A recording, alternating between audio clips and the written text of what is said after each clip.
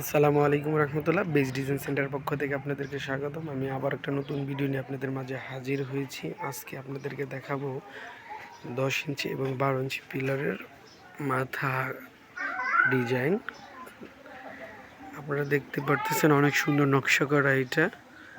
এটা হচ্ছে 12 ইঞ্চির পিলারের মাথা। দেখেন, আমাদের এখানে দক্ষ কারিগর দ্বারা এটা তৈরি করা হয়। আমরা মূলত বাংলাদেশের 3টি কারখানা রয়েছে আমাদের, একটি সাভার, একটি আসলে, একটা বগুড়াতে।